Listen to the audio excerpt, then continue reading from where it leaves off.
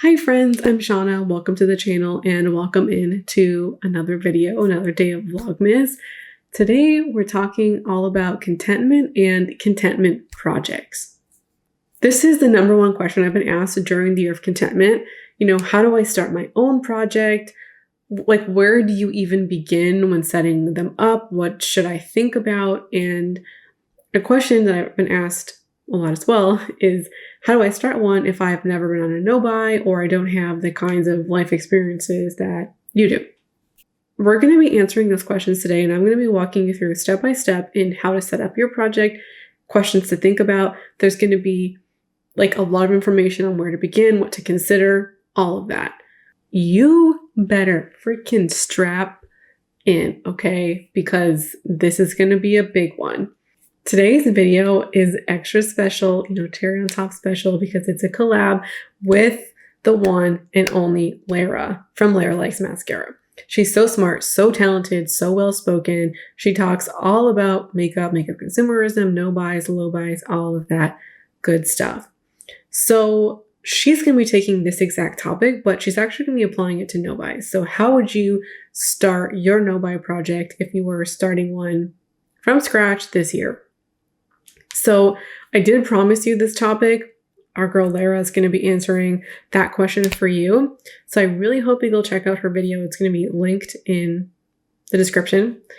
And I do want to say that I hope you go check out her video. But if you're on a no buy, I do think that you can apply contentment principles to it and have an even better no buy. So I think this video is also one that would be great for you. Before we get any further, I want to talk about very briefly a little document I put together for this video. It's called My Contentment Roadmap, and it's on Notion, and it is comprehensive AF. It covers everything we talk about in this video, and it's basically a literal step-by-step guide for you to fill out and use at your own leisure. I think it's quite great, and I hope it will help you put together your contentment project if you are so inclined to start one. I'm offering this absolutely free right now, and it's going to be linked in the description box. I do also have it available in my Buy Me a Coffee. If you would like to support the channel, you can buy a copy there. It's $2. And then on January 1st, I'm going to be removing the free copy and just keeping it at $2 on Buy Me a Coffee. So I hope that you enjoy this resource over the next couple of weeks and to grab your copy and use it to set up your project. All right, let's get into it. And we first need to start off with a reflection. Before you can even start considering putting together a project, you have to do some reflecting. Whether you want to brain dump your ideas, write them down pen and paper style, voice memo it, video it, whatever it is that you feel, or whatever mechanism you feel that you communicate the best in, use that. And you need to think about some questions. I'm going to mention some briefly. And in this reflection portion of the process, the point isn't to be perfect and for everything to just automatically come out in well-worded, grammatically correct sentences, full-form thoughts, or even to have the question for anything. This is all about getting the ball rolling, starting to think about the vision that you want to have for your project. Because I know for me, I was going into my contentment year like, I want this, but what does that even mean? And slowly over time, I built up some ideas. For me, it was over the course of a month, but I'm sure if I sat down to think about it in a couple of days, I could have done that work in a shorter period of time. Now, one of the major concerns that people have had when thinking about a contentment project is feeling like they don't have experience or background in habits or no buys or things like that. So I've been asked, well, how do I do this without that experience? You can absolutely build these concerns into your reflection. And I've already done that a little bit in the worksheet and in a little bit of what we'll talk about here. If you have questions or skills that you want to develop, even knowing that is absolutely something to reflect on. And if you want to think about, well, I need to develop habits for my contentment year to be a contentment person, or to be a content person. What does that like? What does that mean? What does that look like? Having that question means you will look for an answer and you'll find an answer over time. So here are some things to consider. Why is contentment important to me? What is motivating me to start this project? What is it about the last 1 to 2 years of my life that drew me to this project? What does contentment look like for me? Again, if you only have a couple of answers or a couple of ideas, not even answers, write them down. I at first had no vision of what contentment would look like. And when I did have an idea of what it would look like, it actually ended up being very different than what it was in reality. And having a place to start is ultimately most important. Doesn't matter if it's right or wrong. You need a jumping off point to figure out what actually works and what's right for you or wrong for you. What skills or habits would I want to work on during this year? Example, like gratitude. Have I ever tried other projects like a no-buy? Did they work for me? Why do I think a contentment project would be a better fit or a good addition? Overall, why a contentment year? What would I like to learn more about, or where would I like to grow next year? What excites me about a year of contentment? And we know what I like to include a no-buy, low-buy, or budgeting project within my contentment year. I have more questions in the worksheet. If you're not sure about any of your spending habits, you consider that here and think about how, and you can think about that when answering your questions. Why is contentment important to me? Think about how spending plays into that, or your desire for stuff plays into that. Looking to newer, nicer things plays into that. Developing better coping mechanisms for shopping or being able to identify triggers. Those can all fit into the year of contentment. And if that's the place to start, or that's where you're starting, great. But hopefully over time, if you're thinking, okay, I think understanding my triggers relates to the year of contentment, but you're not sure how, once because you're why you're way down, you'll be able to make those connections. If not at first, eventually, I think. This is a project that's ultimately meant to be for you, and answering these questions is not a quiz or a homework assignment that I'm checking to see if you completed. It's very much okay to not know everything, and having questions or uncertainties are exactly where you'll be able to go first and answer. Now let's go to number 2. Develop your whys and goals. So once you've done all of this reflecting and answering questions, you're going to start to think about what's actually important to you in this project, what your concerns might be, what you would like to address with your contentment year, where you kind of feel like your gaps are. That's what the reflection is meant to do, is meant to start your thinking, to spark that thinking.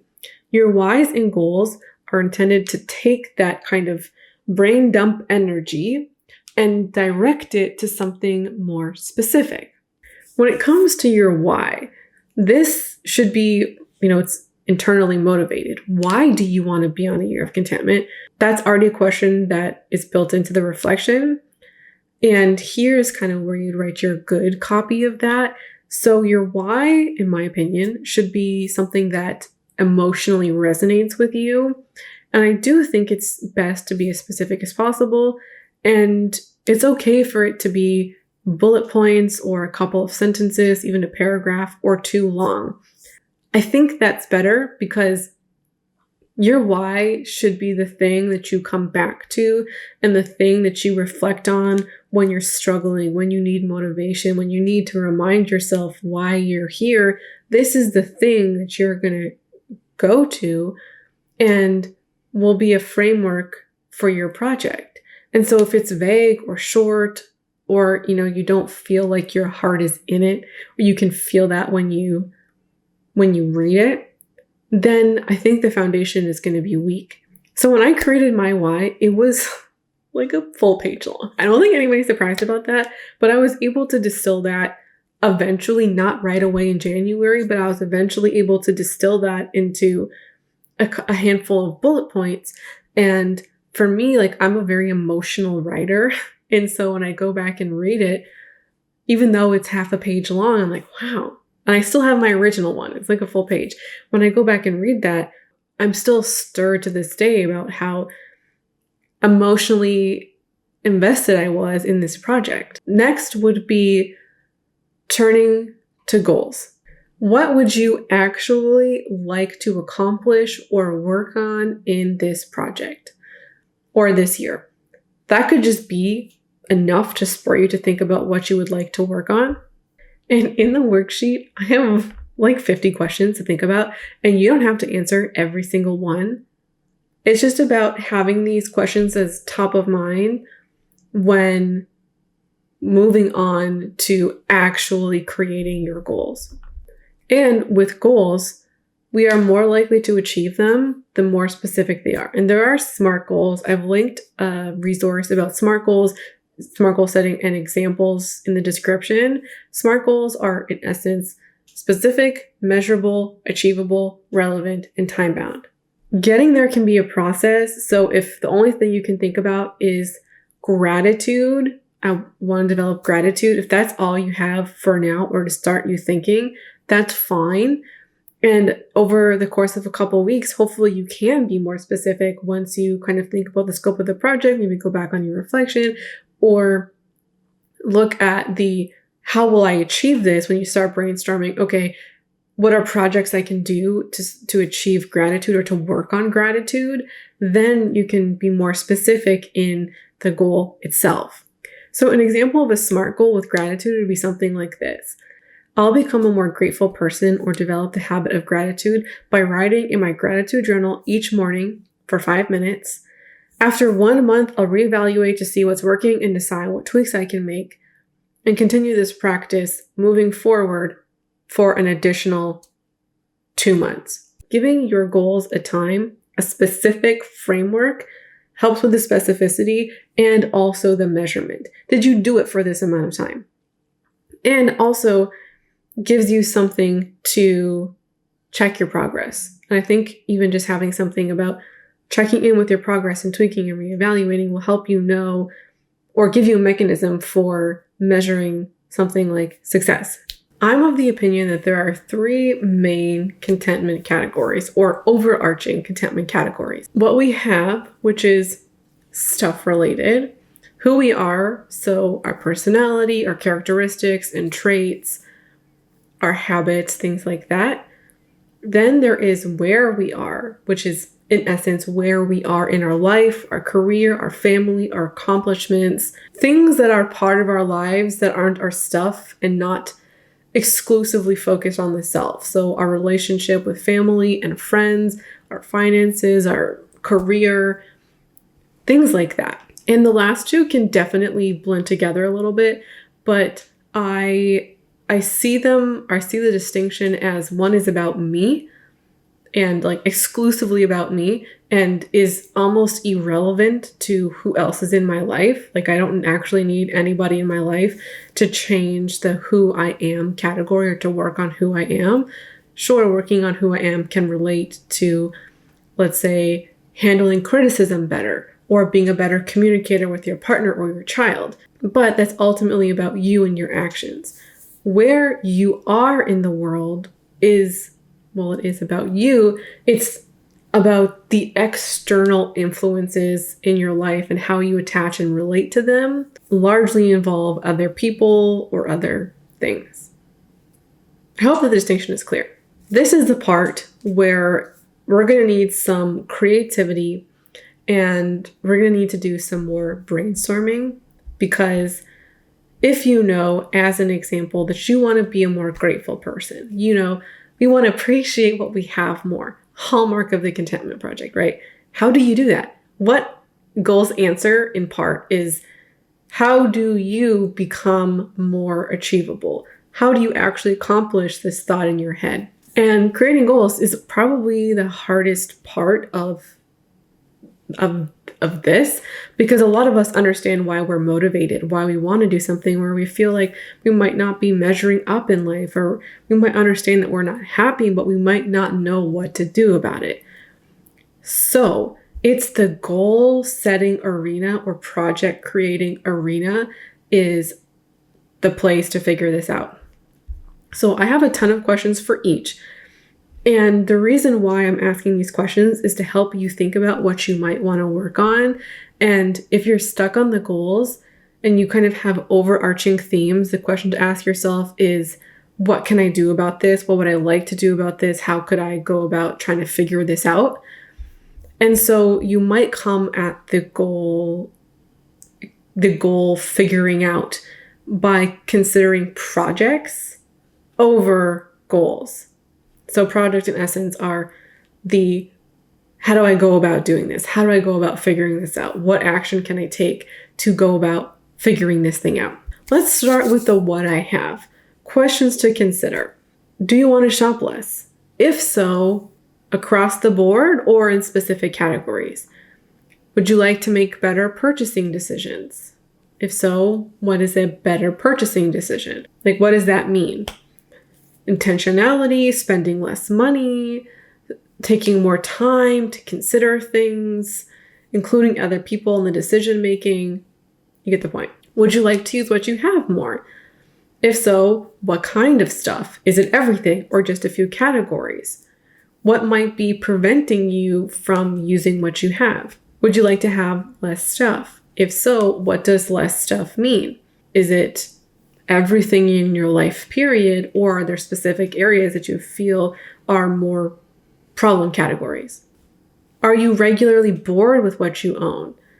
Are you regularly influenced to buy things? Are you struggling with compare and despair? Would you like to reduce your stress and guilt around stuff? Those are some what I have questions. Okay, where I'm at is maybe the shorter of the three, so we'll go there next. Questions to consider here. Do you appreciate the mundane things about your life? Do you find yourself enjoying your evenings and weekends? Enjoying our life is, I think, a hallmark of where I'm at. Are we people who actually appreciate our lives, the things and people around us? Or is that something that we do? What do you like about getting up every morning? Do you like getting up every morning in your life currently as it is? Are you happy in your career and or your current job? And happiness in your career might not just be about money or your employer, but are you happy with the way you're performing at work? Are you happy about the effort that you put in? And that could be putting too much, putting too little. Career goals and being fulfilled in your career can go a long way in our overall fulfillment. That is largely due to the fact that we spend most of our waking hours in our lives in doing our work. Unless we're millionaires or billionaires where we don't have to work, are we fulfilled in our work? And also, if you are a stay-at-home parent, the same thing applies here. Instead of maybe putting career, being a parent is work, it's a job. I'm not the most qualified person to be talking about that, but you can even think about how do you feel about your role in your family life? How do you feel about your interaction with your children? You can consider these exact questions, but framing it more as what you do every day and how you spend your time every day. What do you like about being a stay-at-home parent? What's really working for you there? What's not working for you there? For the who I am, this can run the gamut. Like, there's a lot of things to consider. And what I do want to say before getting into who I am in specific, but also I think maybe this exercise more generally, if you are not in the right frame of mind, if you are in a pity party, if you are in life is complete shit, I'm a bad person, this exercise is not for you at this present moment. I have spent too many days personally feeling like I am a horrible shit person who offers nothing good in this world.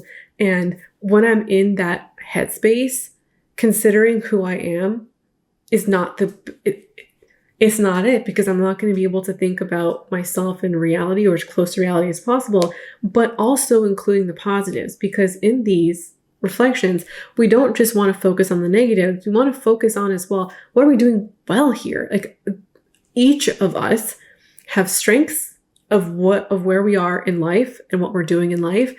We're not all failing across the board 100% of the time. So finding what's working, what we're doing well, and who we are, what's good about ourselves, celebrating that, Here's a question for who I am. Can you recognize what's good about yourself, and do you celebrate it? Celebrating ourselves as people is a beautiful thing that we should do more. Anyways, I feel like I'm a bit on a high horse. I'm just going to come down. I'm sorry. Let's keep going. What represents your ideal self? Not your fantasy self, but your ideal self. Who are they? How can you close the gap between where you currently are and where you would like to be? So this, I can kind of see the ideal self. I've done this exercise before, getting really specific about who they are. I'm saying she because I'm talking about myself. So who is she? What does she do? Like, how does she act? Where does she live? What kind of foods does she? What kind of diet does she have? How does she treat herself, her body, her family, her mind? Does she take care of her mental health? Does she take care of her apartment? Does she show gratitude and appreciation for her partner and her people around her? I mean, my ideal self would do those things. So if these are things that I would like my ideal self to be, you're not a failure if you are not there. How can you close that gap? Another question, how would you like to show up in the world? Or what kind of person do you want to be in this world? Where would you like to see yourself grow? In what ways are you holding yourself back? So what would be your limiting beliefs? And this is not, I need to specify on this one. Where are you holding yourself back is not what are you bad at or what you aren't doing right. Where are you playing mental games with yourself that is preventing you from being the great person that you are? Give an example. I have lacked confidence. So I have not made choices with business or career because I just have fundamentally believed that I can't do it. I have no evidence to support that. It's a limiting belief. So being able to figure out how we are holding ourselves back from accomplishing and doing things that we could absolutely do, we need to identify those. And it doesn't necessarily have to be career. It could be, what's holding me back from loving myself? These are not actual faults. Like, oh, I'm an ugly person, therefore, I'll never appreciate my beauty. No, we're all beautiful people. What is the limiting belief from appreciating your own beauty? How are you holding yourself from appreciating your own beauty, your own skills and your talents? What do you appreciate or love about yourself? Do you tend to notice more positive or negative things during a day? What are your passions and joys in life? Do you have any? And importantly as well, what are your core values? How can you live more in accordance with these? Or where do you feel like you need to be more aligned? Now, that's a lot, and I'm not expecting anybody to have things figured out. Where you feel like your biggest question marks are, or if there's anything in there where you go, oh my gosh, that question resonates with me, that's the place to go first. When it comes to core values and personal values, I have 2 resources and I'm going to link below, or it'll be, if you're using the worksheet, they're going to be in there too. These are a couple of resources to help you figure out what your personal values are. There's also a ton that you could Google on your own, or you could brainstorm yourself. The reason why I mention this is because sometimes our unhappiness and our contentment comes from the fact that we're living a life that doesn't actually reflect what we value on the inside and what really matters to us. Example, if one of your core values is family, but you have not spent any time talking to anybody you would consider family, knowing that, you can create an action plan to, let's say, have a regular call with your sibling or your parent or your friend, who's your found family even. And this might be especially true with people who have felt like family is so important to them, but don't have family in their life for whatever reason. How can you appreciate the people who are your found family? How do you do that? So finding out what our core values are and figuring out how to bridge the gap between what we value and what we're doing, and also appreciating the parts where these are our values and here's how we're embodying and living them. Both of those are really great things to do, and I think will make us happier people And more content people when we could do the things and embody the life or take the actions that really matter to us. For me, one of my core values is authenticity. Let me tell you, I've had a hell of a year trying to figure that out. And that's been one of the ways that I've become really happy and content is playing with it, taking actions to try and figure it out. Not all my actions have been great or on the nose, but just being in the process of figuring it out, great. Also, for the where I'm at category, if you're just not really sure what to do about that or to think about what might be in that category, there is something called the Wheel of Life, which is a pretty popular tool that's like actually a good tool. And it gets you to consider the different parts of your life and where you feel like your happiness or, literal contentment and fulfillment in those categories are. I have a physical printable one you can download and also one you can do all online. Now, both of those two categories, that should take a long time. Like, if you're doing those two things in 10 minutes, maybe step back. Also, if you're feeling overwhelmed with all of the stuff going on, do it in chunks. You don't need to be ready for January 1st. Time is a construction, okay? And if you start on January 2nd or January 15th, this is time well spent because you're putting in time to craft your project and it's only going to serve you down the road. What comes next is brainstorming projects. And I think especially for goals aren't as specific yet, brainstorming projects might help you get more specific.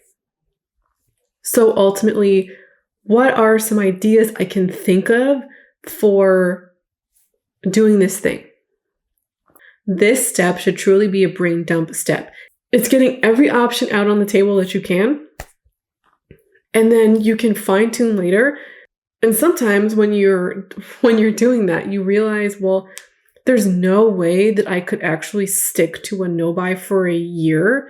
That's not actually a strategy that I think will be available to me. From there, you can pivot and say, okay, if I can't do a year-long no-buy, what might I want to do instead? Might a budget work for a month? Then you could try it out. And that is part of the project, right? That's part of the way of achieving your goal. And you won't ever achieve your goals if you don't try something.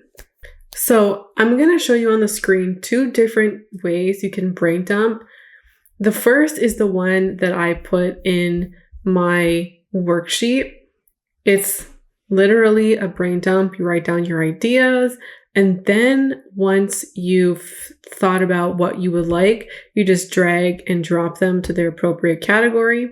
The other option I have, these are both Notion, that's just kind of how I think.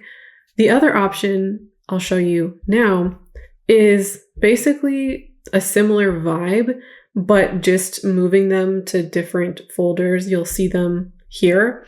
And the good thing about this option is that if you have something like appreciate my makeup collection, right? And learn about my makeup preferences, if these are goals that you have, you can click on it and it opens up a file. And then if you have this goal of learn about my makeup preferences, you can have all of these ideas that you could put in for that specific goal. So that's what I like about this one. You could just pen and paper this and then, label them all out later. So if you're struggling with goals, coming up with projects, I have goals and projects here for the reason that you could brainstorm goals this way, but also projects this way. And then you can figure out, is this a project? Is this a goal? Projects are action steps. Goals are more higher level ideas. So once you've considered projects, and I'll get a little bit more into projects in just a second, deciding where you want to start first might be a great way in, like if you feel like you have so many options. And my recommendation is to start with the what I have category first, because that one is the easiest of the 3 to actually work on, because it involves the least amount of internal work. Not that it requires none, but I think that's a category where you could actually see results the quickest. And then when you have a win, it spurs you on. So if just thinking about one category first is a good option for you, do that. And it's also okay if you don't tackle everything within a year, especially when it comes to habits and skills. It can be really overwhelming to, start January 1st with 12 different things. You're going to exercise 3 times a week. You're going to drink 8 gallons of water. You're going to gratitude journal every night. You're going to plan your mornings every morning. You're going to stretch every day. You're going to do yoga. That can just get really overwhelming really quick. So picking a couple of habits to maybe work on throughout, starting one habit, let's say every 2 to 5 weeks or 2 to 6 weeks is a good suggestion. So whichever area you pick, I suggest starting with one project at a time with an additional maybe one skill or habit at a time as well. Because a project will tend to be something that you might not actually require to do every day. So let's say one of your projects is to do a 30-day minimal makeup bag. Once you create the makeup bag, you of course need to follow through, but that is relatively easy to do. And you could probably add in one hobby. Not one hobby, one habit or skill with that might need to be practiced every day and to keep things not so overwhelming. So some project suggestions that I think could be good if you want to start with what I have first. The 30-day minimal makeup bag was an absolutely beautiful start to my contentment year. I think a no by January is also a really great option to start for a January project. Just committing to 1 month. I'm going to be doing a no by January this year with just 1 month, and I'm not doing it to start a year-long no buy, just having 1 month of not buying most categories and that being it. And I think being able to do 1 month for me is something that I know I could do with relative ease and will be a great win. The reason why I loved the Minimalist Makeup Bag Challenge was because one of the goals that I had was learning about my preferences and being familiar with everything that I own. And having a minimalist makeup bag was the perfect way to learn about what my preference actually is, or what my preferences are, what kind of formulas I like, what kind of colors I like, but even more than that, what might be that sweet spot for enough. Like, what does enough look like for me in terms of makeup? And with my makeup bag, I was able to learn that it was almost torture to just use one lipstick and, one eyeshadow palette, and also one blush. It kind of confirmed some suspicions, but for most other things, it was almost irrelevant. And when it came to something like foundation, I could theoretically use the same one every day, or maybe 2. That's not really the problem. Where the problem comes in is when I have different coverage needs, then I want something else. So I got so informed about my makeup preferences in a lot of ways through that project. And that challenge is really simple. You have one makeup bag worth of products and you have one product per category and you use it for a month. You can deviate on that as much or as little as you like. I've talked to some friends, if it would be literal torture and the thing preventing you from creating a makeup bag is knowing that you could only use one blush in a month, put in what would feel like a stretch to you. The point of this bag could be a lot of things, so figure out what you would want it to be if what I've said doesn't resonate with you. But I think the point would be to both stretch yourself and challenge yourself without it actually being torture.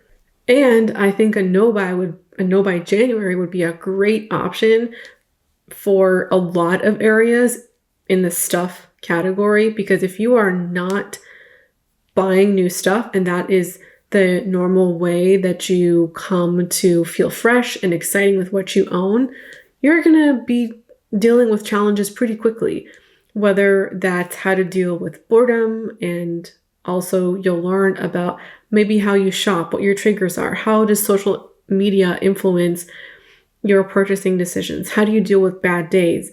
Are you an emotional spender? You can figure out that or start getting insights pretty quickly with a no by January. One of the things you could potentially pair with a no by January might be some cleaning or decluttering projects. One of the things that I have planned for no by January is a deep clean of my house. I would like to organize some places, and some places honestly haven't been cleaned since I moved in. And they're not cute. Having cleaning projects, or as I've called for clothing, wardrobe maintenance days, taking care of your stuff helps you appreciate it more. At least I think. It's at least one of the tactics that I found. I tried it out when I felt like it was true. Cleaning and taking care of things, mending things, helps keep the longevity of things, and also helps me appreciate what I have more, and also can be a literal distraction from shopping and boredom. If you're interested in starting a Who I Am project, cultivating hobbies is a perfect wintertime activity and something that I have actually done in the past. There's so many ways you could structure this. You could do one hobby a week over, let's say, 50 weeks if there are truly 50 things you want to try. Or you could do one hobby for 2 weeks if you want to, let's say, try a free trial of something and you really want to dive in if you think it'll be good. But you could also do different, let's say, themed weeks or even a themed month. So as an example, you could make January, if you want to do something, let's say, creative, you want it to be a creativity month. You could have a goal of trying as many different creative things as you can, whether that's painting, watercoloring, crocheting, cross-stitching, cooking, photo editing, graphic design, piano, like there's sewing, mending. There are truly so many creative hobbies out there, and some that I've learned about along the way. Hand lettering, art journaling. There's a lot of creative hobbies that can be done online too. Illustrating as well. One of the ones I did in the past was I intended it to be a week, but I did, I think, for 2 weeks.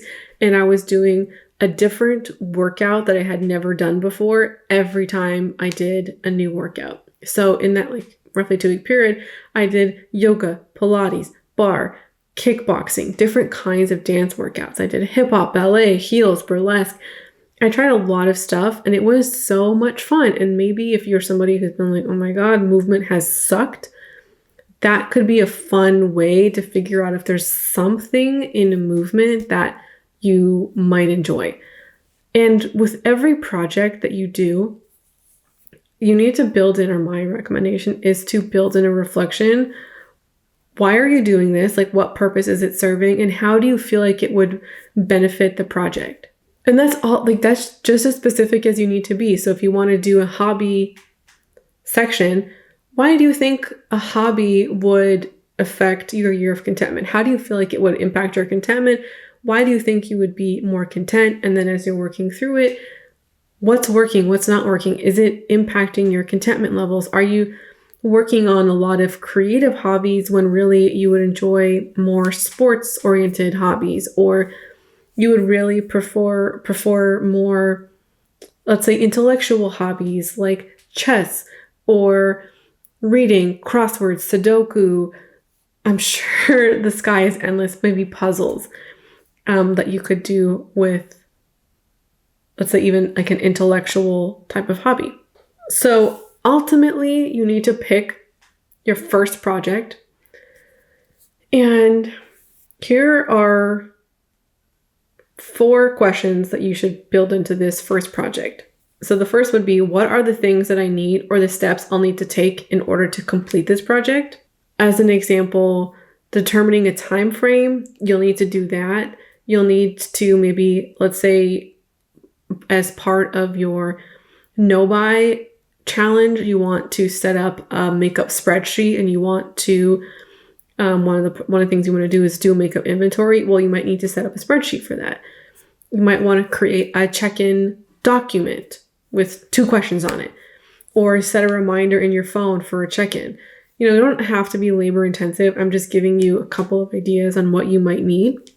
So the reason why you should ask yourself what you might need, it creates action steps. It creates to-dos, things for you to do to start working on your project, and you won't ever make anything happen if you never know what to do, what you would need. And sometimes when, at least for me, when I've been conceptualizing projects, I've thought of it as kind of big picture and didn't realize that in order to actually do the thing, I would need to set up things.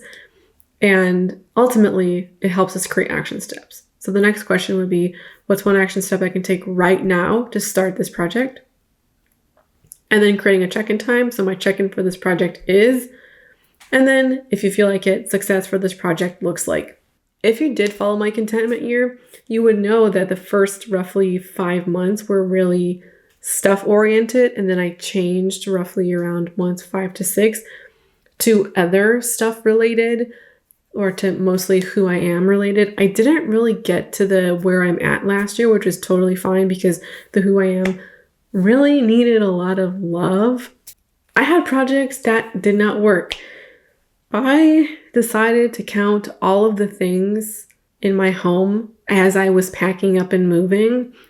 Do I have a total number? Yes, but I never did anything with it because I learned pretty quickly that it was irrelevant. And for me, part of the year of contentment, what the greatest fun has been, is just trying stuff and experimenting. And some of my projects have been more involved than others. And yours can be as involved as you want them to be, or as simple as you want them to be. The minimalist makeup bag, the literal simplest thing that I did last year, was one of the things that had the biggest impact and where I learned the most. Whew, that was a big one. I hope this video was useful and helpful for you. I hope that I actually gave you steps to creating your own project and putting one together that would work for you. Ultimately, being creative and going outside of your comfort zone is just going to help you tremendously here. Being willing to try new things and try things, whether they work or not, is going to go a long way in figuring out how to be content. I hope you enjoyed the video. Let me know your thoughts in the comments below. Are you going on a year of contentment? Are you going to be adding contentment principles to your no-buy or low-buy or budgeting project? I would love to hear about it. And before we go, I hope that you will go watch Lara's video on no-buys. So, thanks for hanging out with me today, and I hope to see you again around here soon. Bye.